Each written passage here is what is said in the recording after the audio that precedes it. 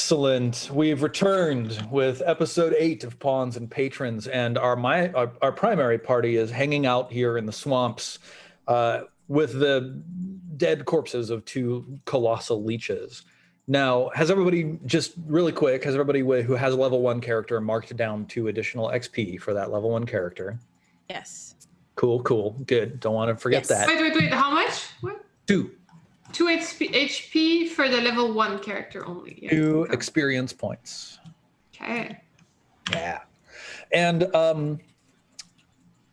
while the party stands around in the swamps deciding whether or not to continue searching for tracks or whether to strike out on the hunt and see what prey they uncover, you've currently earned a +2 to your final roll, incidentally. Let's have a brief interlude where we check back up on Hall Duday. Mm-hmm. So Henley and Fiona. You're all dead. What are the 2 of you doing? It's been like, 2 or 3 hours since the party has set out on the hunt. Fiona, you've got a large pot of chicken soup bubbling away on the stove. You've appropriately dealt with the carcass and washed up. And Henley, have you just been languishing in bed this entire time? Mm-hmm. I mean, I would imagine Henley tries to get up, but the various anyone who's left behind, if they see Henley kind of stirring, will tuck them back in, swaddle them so that they can't move. Mm-hmm. Now the only people here are Fiona and Rebruis. So well, I guess Fiona then. Yeah, Fiona. So Fiona's been in the kitchen. Yeah, if you wanted to get up, it would be actually not a challenge to avoid other people here. Well, okay, then I guess Henley tries to get up and physically cannot. Okay, that makes sense. Awesome. And Fiona, Rib Ruiz comes in and says, "What cooking?" Well, I do have a question about that, actually. It does say that Fiona came with a pound of herb in her backpack. Yeah. I had assumed that was all one kind of herb, but is there any chance that any of this would be medicinal herb? I think that it is, in fact, cooking flavored herb. Let's see. Let me look at Fiona's character sheet. What was your profession? What is your profession, Fiona? Fiona is a forester, so it's actually a variety of herbs. Some of them for fun, some of them for business, some of them for, whatever she can use them for. She kind of found them around. Wait, for fun? Can you explain the fun parts? Fiona has been, her nickname is the Furnace. Fiona has been smoking the entire time she's been trailing this party. Incredible. Yeah, are any of them medicinal? So here's the thing. I think you might have some if you're lucky, but you're a forester. You don't know the kind of healing or proper preparation for these herbs. It might be the sort of thing where, in your foresting duties, you gathered herbs for the local midwives and things like that, without being the person who prepares them and uses them and applies them, things like that. There wasn't one I would chew up and spit into a wound and be like, it's fine. Right. But let's do a luck check. And if you roll a 15 plus, then you have medicinal herbs that would be helpful to Henley if someone were able to prepare them properly. So, sorry, my mistake. I need to figure out the proper terminology for this. Sorry. But roll your luck.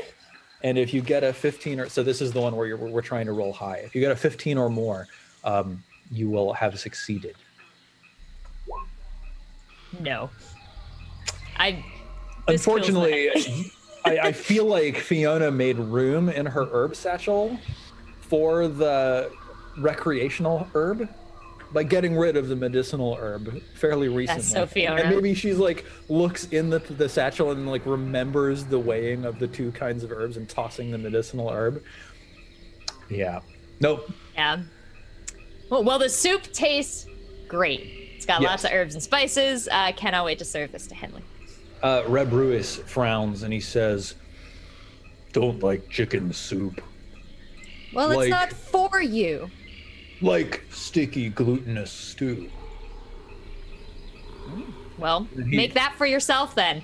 He gestures to the second small pot that is bubbling away on the stove and lifts the lid, and you see like a gray porridge that's like, you can basically scoop it like ice cream. Fiona looks at the porridge and looks at Rebra and looks at the porridge and just kind of like pats him on the arm. Awesome. I'd like to take this soup up to Henley and I'm trying to like calm them down, make them feel at any way comfortable, maybe break the fever. I don't know how to solve this poison issue though. Cool. Yep. You spend a little time caring compassionately for Henley, who, you know, is sick, but not so sick that they can't sit up in bed and have a hearty bowl of chicken soup. I personally would like to imagine that this does help Henley feel a little better, if not quite strong enough to stand on their own two legs. Aw. Henley, are you a fan of chicken noodle soup? Oh, absolutely. As a chicken butcher, are you crazy? Chicken noodle soup is for the soul always. Yeah. In fact, I think that we should roll from Fiona to see just how good of a soup she made. Oh. Rolling low won't mean terrible soup. It will mean like average home kitchen soup, but rolling high here will mean like exquisite restaurant quality soup. Go ahead and give me a luck roll. That's some good soup. You made like a high quality home cooked soup. You probably used some of the local tubers that were around in the kitchen. Maybe you even took some of that flour and whipped together some like Southern style dumplings to fill out the soup. That's a good soup there for sure. I imagine this is the first time that Henley kind of stopped like hissing and wheezing and glaring and just kind of like snuggles down in bed and maybe takes a little nap. Amazing. She's like, there you go, you little weirdo. Like, she's so Yeah. charmed by Henley. Fiona, was there anything else that you wanted to do while Henley was settling down, or do you just like plop yourself down in the corner and, you know, play cat's cradle? Well, I do have one other question about the herbs in my satchel. Would any of them be herbs that would assist me in putting a giant muscular frog to sleep?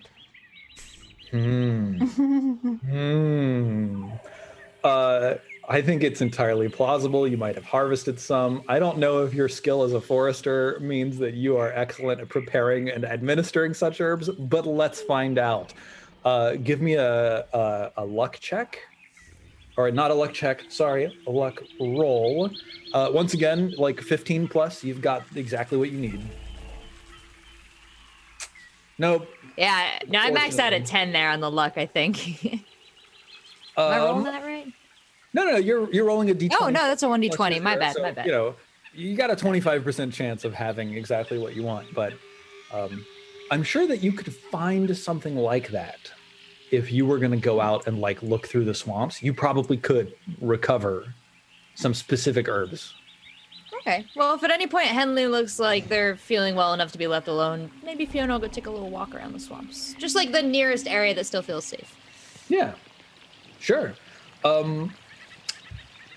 Yeah, go ahead and let's take a look at Fiona's character sheet. What do we think this would be?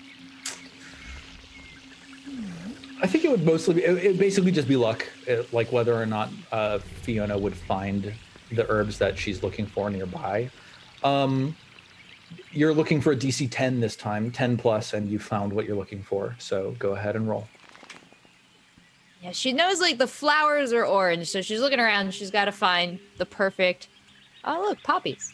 Absolutely. Yeah, you go like behind the old chapel.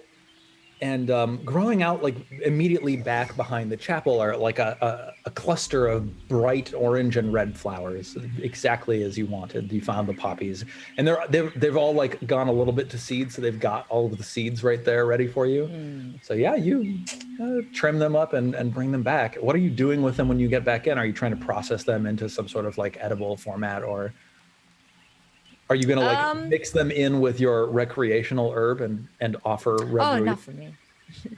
No, I noticed Reverie really liked the stew he pointed out. And he kind of like even insinuated he was expecting me to prepare him some or to, buff it up. You know what?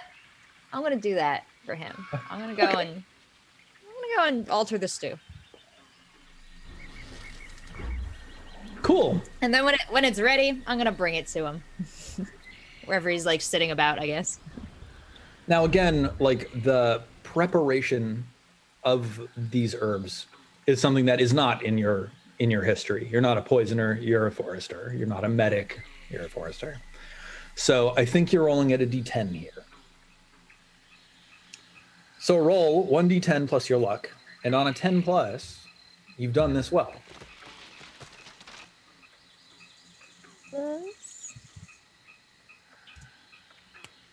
Did I do that right? I have 10 luck? It's plus your luck modifier, unfortunately. Yeah, so you're right. That's not it. No.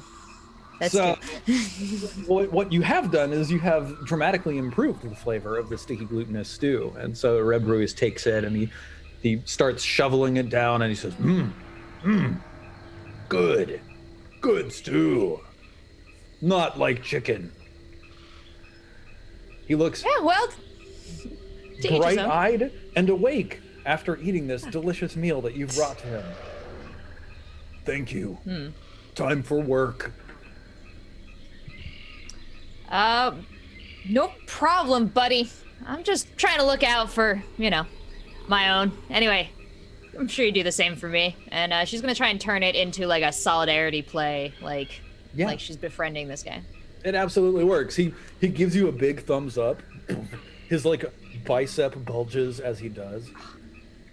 And then he says, once again, time for work.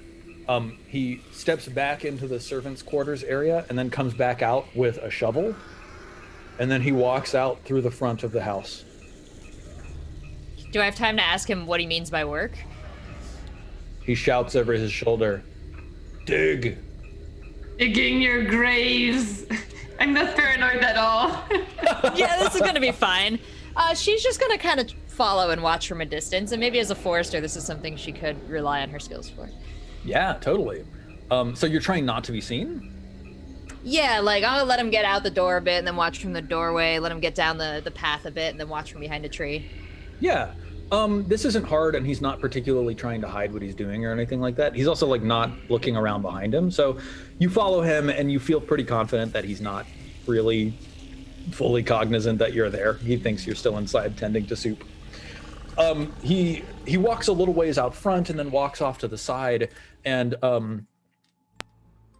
he stops in front of like a soggy pit that has already been dug in the like loam of the swamp, and there's like a mound of earth next to it, and he just sticks the shovel in the mound of earth and starts filling in this soggy pit. He's like, it's a big like bog pit, kind of softer ground than everything else. He's adding to the bog pit, or he's taking out from the bog pit? He's filling in the pit. Got it. And where's he taking? What is he filling it in with? Just other There's like dirt? a mound of wet earth next to it that he's okay. in. Yeah. Implying that this was dug up, he put something in there, and now he's reburying, maybe? Could be. Is the assumption Fiona's left with. You want to try to sneak close and see what's in there?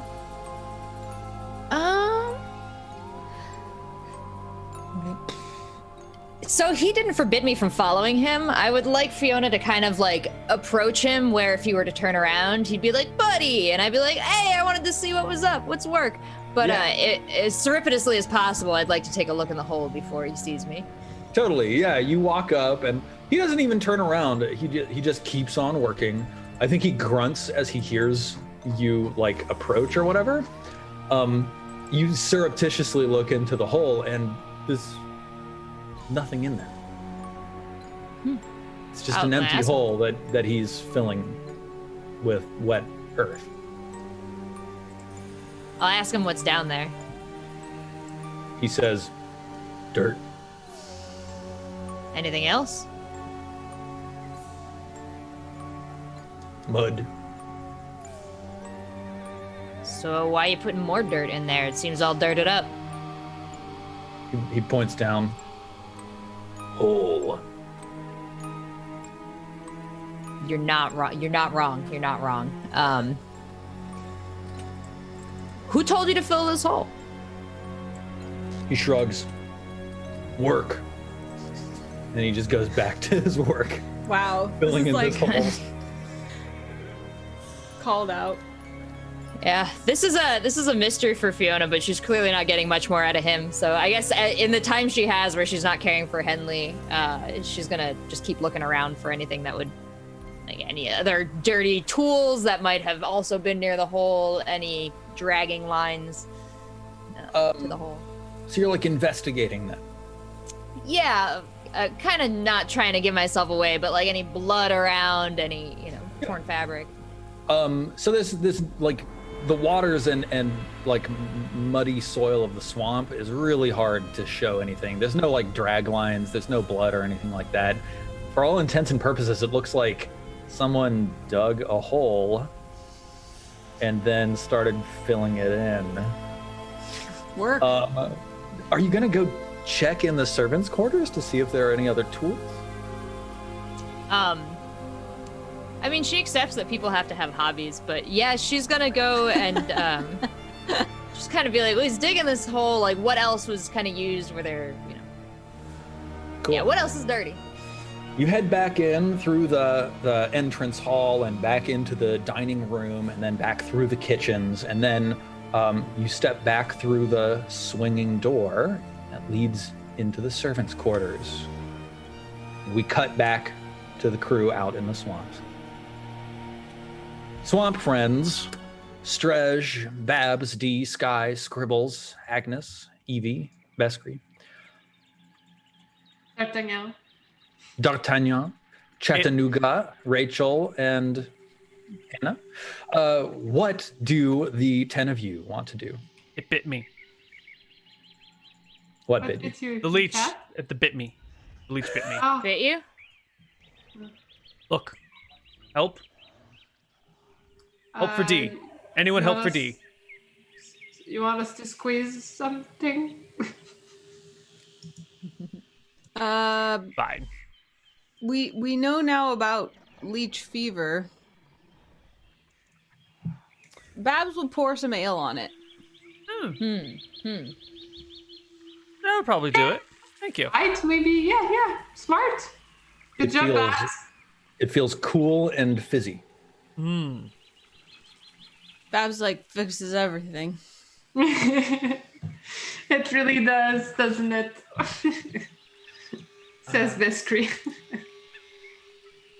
Awesome. Well, guys, like, we've been out here for a while. Do we want to, like, bring the leeches back? Is this, like, a successful hunt? Can we eat leeches? Ew. No. Well, then, like, do we keep going?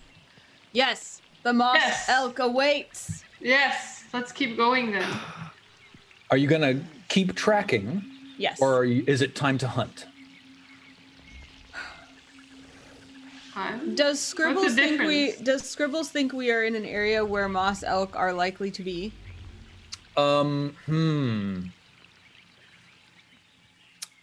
Scribbles. I think you're like, from what Scribbles knows of moss elk, which they like wading in like waist deep pools that are coated with like duckweed, and then just like munch on the duckweed on top. So like you're in waist deep water, but it's more like what you've got here are like patches of reeds poking up out of the waters.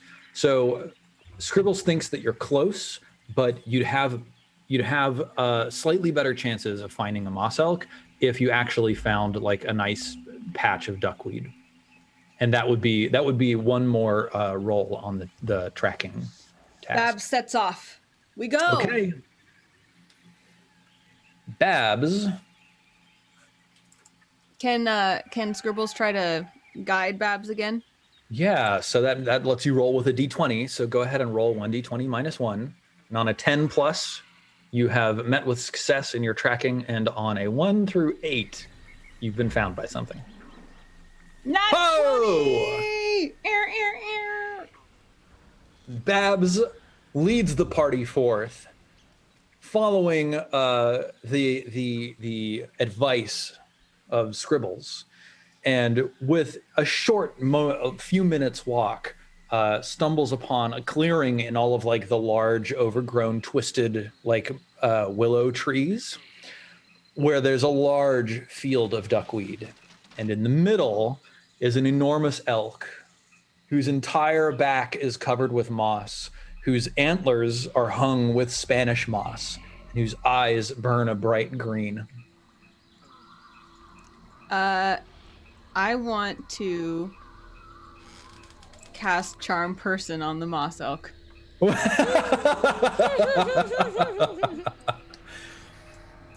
me look at this for a second here. I'm looking up the spell right now. Any mundane living humanoid can be affected normally. Druids can also use this spell on animals. Wizards can attempt to use this spell on monsters and undead with a -2 penalty, and attempt to affect outsiders with a -4 penalty. So, as you are a wizard, I think I will let you do this, but with that -2. I'm going to classify this moss elk as a monster for the sake of this spell. Yeah. But yeah, I'll let you do that. So go ahead and roll your Charm Person Come on, check. big money. Oh man, so that's an 11.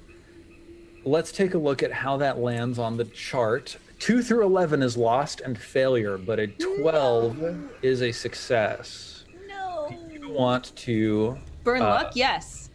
well, burn luck or burn stats, basically spell burn? You can just spend luck for this too. Oh, I can burn any stat? Yeah, so spell burn lets you burn strength, dexterity, or constitution. And you regain 1 point per day. Oh. Yep. Strength, dexterity, or constitution? Yeah. The thing is that as a wizard, your luck does not regenerate naturally. So actually, for you, it's actually better to spell burn and burn away your strength, dexterity, or constitution. Yeah, I'll take a hit to my strength. Okay. So just so you know, the bigger the number, the better. A 12 or a 13, the target makes a will save or be dazed. A 14 through 17, the target makes a will save or falls under the caster's complete control as if it were her friend. Oh. We want that. Then it looks like you're going to want at least 3 points. All right, so I'm going to take 1 from intelligence. Can't do intelligence. Strength, wait. dexterity, or constitution. I only have strength, agility, stamina, personality, intelligence, and luck on here. Am I not seeing it? That's because I'm using 5th edition names, and the words that I mean are stamina and agility. Strength, Gotcha. agility, and stamina are the ones that you can burn. I'll just take it from strength. I don't need to lift stuff. So I need 2 more than I already took 1. I need 2 more to make 14, you said. You have 11, so you need 3 more to make it 14. Right. 12, 13, 14. Yes. Yes. Which is how I count math. We said the same thing, but I was saying it in a really confusing, silly way. So yes, I take 3 total spellburn points from my strength to get Cool. a 14. So let's see. I want to know what your special thing from Charm Person is. Your mercurial effect is Psychic Shield. You gain +2 to AC and Will on the following turn from this. So what does it look like when you cast Charm Person that this Psychic Shield appears around you? Let's see. So I'm charming someone and I get a psychic shield and willpower. So I think what it looks like is, you know, when you meet those people that like they walk into the room and they're just that kind of person where it's like, oh, everyone recognizes that this is like a compelling person that has power just from looking at them somehow. There's like an X factor. Yep. Suddenly Babs looks like that, and there's like a perfect little highlight on her cheekbones too, and like her muscles look a little bigger, like something like it's not noticeable unless you look for it, but all of a sudden when you look at Babs, you're like, she can have whatever she wants. Awesome. Super cool. And would you roll 1d6 for me, please, to see how charm person manifests. Please be good. I want this elk. Roll d6. This is a this is a cosmetic. Yeah, your charm person manifests as a flash of light. So this elk must make a will save or fall under the caster's complete control as if it were a devoted friend. The target will not perform actions that are suicidal or which a devoted friend would not otherwise perform. I have extra will now. Does that help me? It's the creature that needs to make a will save as opposed to you. So unfortunately, this doesn't benefit you in the moment. But,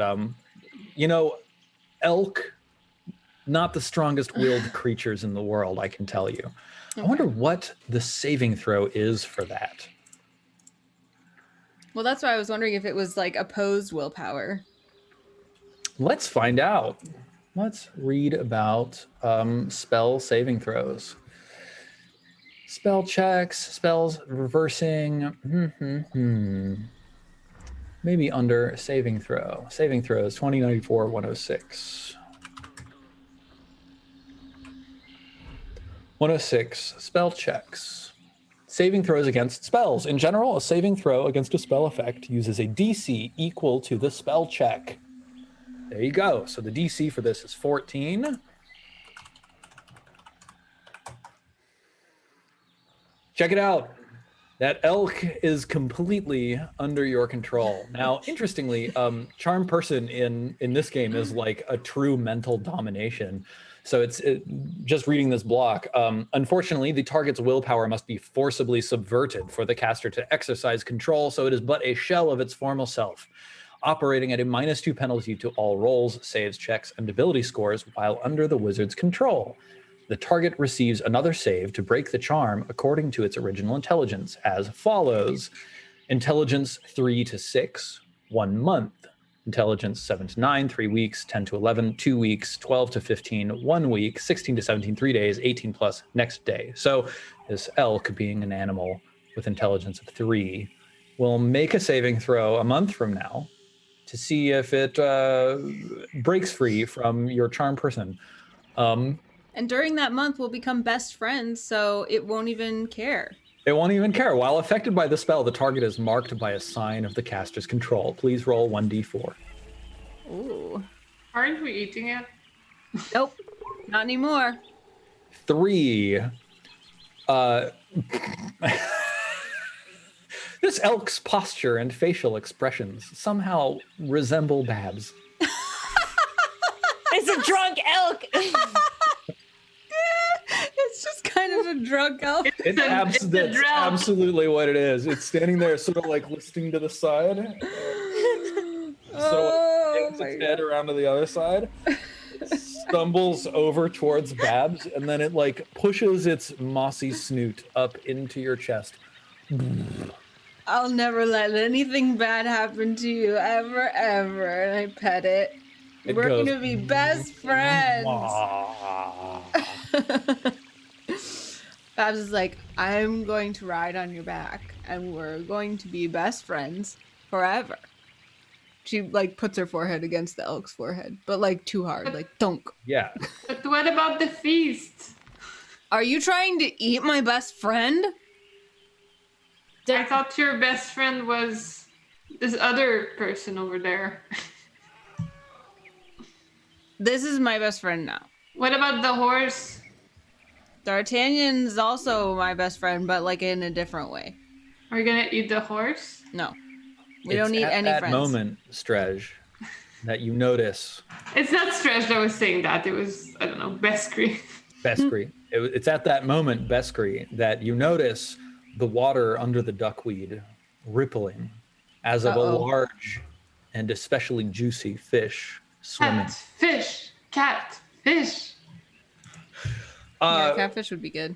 With a few moments scrambling, the party, with all of their combined might, can procure and secure a catfish.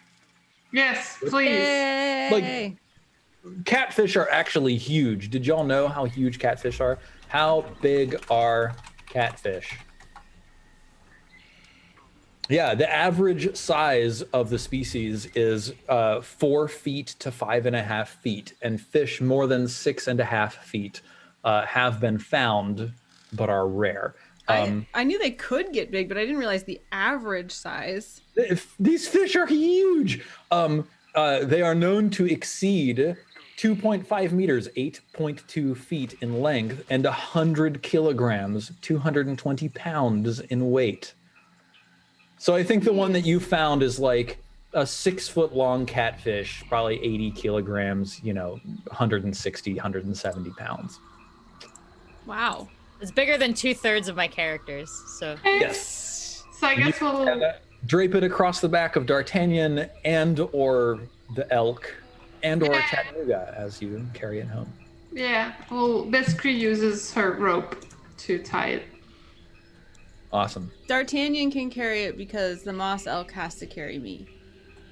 That seems entirely fair. Now, Fiona, you've just come through the swinging door from the kitchen to the servants' quarters.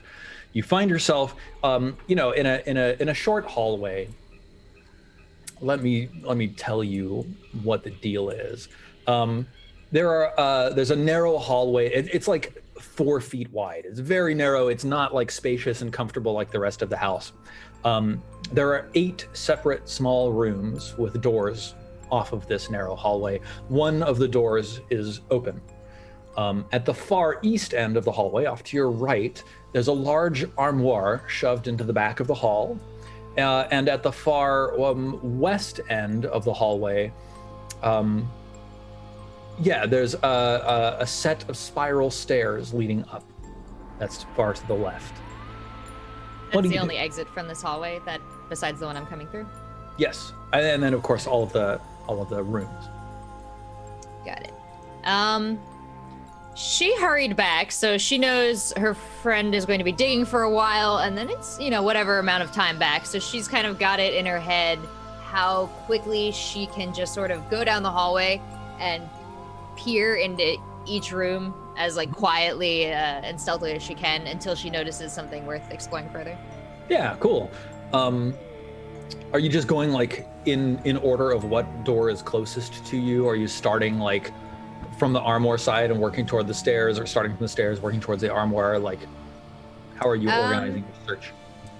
Where I came in, the armoire is at the far end, eastern end of the hallway, right? Yeah, far to the right, and the stairs are far to the left. Okay. She's sort of gonna zigzag back and forth across the hall, getting to the end of the hallway. Cool. Yeah, you start opening doors and peeking in. Most of these rooms are empty, dust covered, haven't been used in years. Nothing's going on here. You open one of the rooms and there's an incredibly messy, mussed up bed. 5 bowls that are dirtied with sticky glutinous stew, and a set of gradiated dumbbells along the wall. That looks like my friend's room, so I'm going to go in and just take a little bit of a closer look around that room. But also the first thing I'm going to do is quickly make the bed, not nicely, and then put the food out in the hallway, so if he happens to come back, I'd be just straightening up. Cool.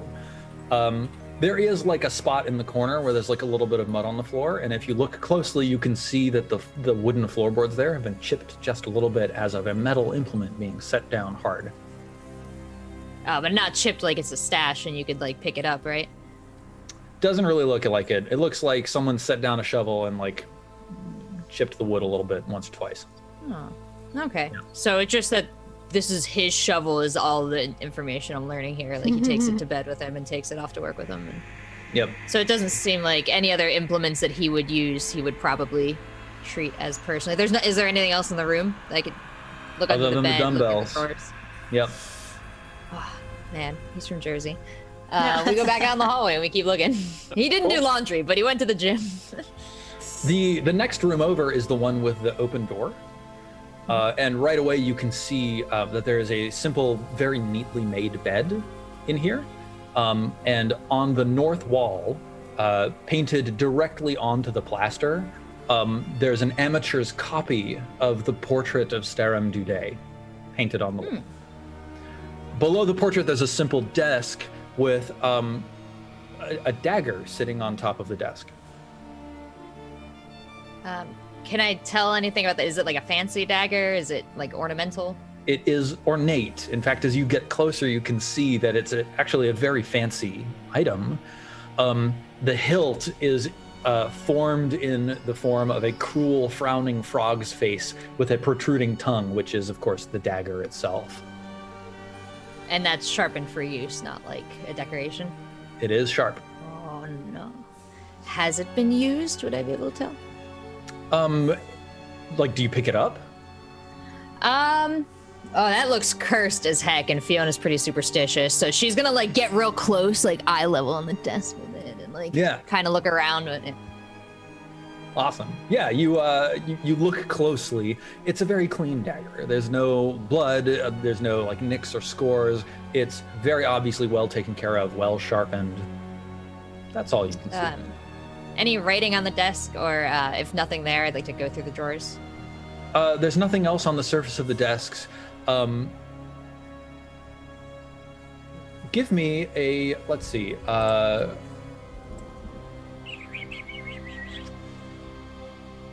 Fiona the Furnace. Give me a luck check. The button that says luck check. Hey, 9. That works. You rolled under your luck, so you're successful. And you like open a couple of the drawers, and it's kind of that thing where like you hear a thunk when you open one of the drawers, and the drawer itself is empty, but you heard something falling down and like thunking into place. And so we see Fiona pull the drawer out and then look in the space behind the drawer. It seems as though there was a journal that was sitting upright against the back behind the drawer, that when you pulled the drawer out, it made the journal fall down, thunk. And now it's lying flat. Great. Well, I'm gonna take that journal. I'm gonna put everything else back like I can, and then I'm gonna keep looking around. There's nothing else that you find in here. And then I would probably check the armoire in the end of the hallway, and then just like pop my head up the stairs to see where it goes. But time is ticking, so I'm gonna get out of there soon. You go down, you pull on the handle of the armoire, it's locked, and also it very obviously has been like shoved into place. It's really tightly fit in this hallway. There's like scrapes along the wall where like splinters of the armoire have broken off. It was done quite a long time ago, so like there's no like fresh broken wood around or anything like that, but yeah, someone like shoved this back in here. Can I look underneath it or anything? Are there any spaces around it? No, it's completely flush with both of the walls, and it's like a huge wooden piece of furniture sitting on the floor, so there's no underneath. And I can't open it. Okay, well, I'm gonna take note of that and check upstairs as well. I don't want to get too far into things without the rest of my party to support me. Okay, you like begin poking your head up the stairwell, and you see that it spirals up somewhere up above you. Are you gonna head upstairs and just see what's there? It looks like a lot of steps. Do I have any sort of sense of how long it's been till my friend might be wrapping things up? I'm giving myself a very conservative time limit of... You're fairly safe. Okay, yeah, let's check it out. Yeah, okay. I have an excuse to be here. Start tromping up the stairs, stepping fairly quietly, until you come to just like a small wooden door at the top. Which I casually open, because I'm not doing anything wrong. You slide open the door and you step out into the ballroom. Oh. Is it the... You're right next to the stage. Huh. Well, that's good to know. Yeah, I'm going to close the door behind me and walk out through the ballroom and go check on Henley. Cool. Henley, how are you doing? I think Henley's actually finally just like napping. Awesome. Fiona, do you take this moment of quietude to peruse the journal? Yeah, she's gonna, she checks on Henley. Henley's sleeping in the middle of this big bed, so she's gonna like kind of just pick a spot next to them and settle in and read her book that she found. Let's see. I'm gonna I'm gonna share this with you and let you read it to everybody. If you look in your journal tab in Roll20, the one that looks like a folded over newspaper, you should see an old journal handout. All right, so she's kind of like, she has to read out loud. She's not a great reader, and so she's kind of reading this to Henley. Let's see. The old patriarch Starum passed away today. I see the grief in Lady Olna's eyes. The house stands empty, but for her now. She asked that I draw the curtains and lay out her blacks for mourning. I thought the family line of Dudet is ending. Nevertheless, I can serve her well. Ooh, and she turns to Henley and she's like, I wonder if this is the servant guy. Henley goes, fever has taken her. She raves about a great festival. Oh, she Fiona just starts skipping around because it's kind of like this weird old guy's, just kind of personal stuff. But he's talking about all the friends that came, and she received an invitation as well, and she's got to go, but where? I don't know. There's no such place deep in the swamp. I'm alone now. I buried the Lady Olna today, interring her in the Dudet mausoleum in accordance with her wishes. The old family, this noble line, this house, it deserved more than this ignoble end. Patriarch Starum, I can't help but feel I failed you. Oh, he thinks he failed. Oh, he doesn't know there's more Dudets. How strange. In the course of organizing the Lady Olna's possessions, I have found an invitation to a place called the Frogomance, with a map drawn on the back, which I have reproduced below. Oh, it's right here, Henley. That's wild. I'll place it with the rest of her things and the unused keys in the ballroom guest room. I know where that is. Okay, and then she keeps reading. The map is a hall, or a sketch of Hall Dudet. Oh, there's more entries. Hold on. This house is so empty, and yet I do not feel alone. Instead, I feel a warmth, a welcoming. Hall Dudet has been my home, and so it shall remain. Mine, my home, my life's dedication. I was really possessive here. I give my life to this house, to this hall. Yeah, okay. Oh, there's one more. I always knew it. But those canny frogs at the school have helped me see it. The line of Dudet has not ended. Oh, we figured it out. No, not at all. It still lives. But despite the truth of the blood, the noble line of Dudet does not belong here. It will never belong here again. My dedication has kept this house alive. My sacrifice. Oh, hold on. There's actually another one. When the blood of Dudet flows my veins, then shall the house have its true heir. Oh, Henley. This isn't good, bud. Henley is like blanket here and now glaring at Fiona like, you woke me up. All right, you stay right there, bud. I'm gonna go check some things out. Yeah. Fiona is actually gonna go to the window and look and see how close the group is to returning, because this is a little beyond her. You see 3 things. One, Rebruis is patting down a mounded lump of earth in the field out ahead where you saw him before. And the mound, now that he's filled in the hole, looks like nothing more than a grave. 2, I knew it! you see the party itself of the 10 other adventurers coming back. One of them riding on the back of a gargantuan elk with like a huge catfish draped over D'Artagnan's back, with Senga standing on top of it and like pointing forward. 3, somewhat closer than that, Naverst is coming back to the house with 2 elderly frogs, sort of like bent over, wizened, wearing like black servant's robes following him, each one holding on to one side of a large trunk that they're carrying between them. And that is where we should take our 3rd and final 5-minute break before we come back for the end of today's. My chat is giving great suggestions of what the elk's name is, so if you have any, say them during the break, because I think we may have hit some good ones.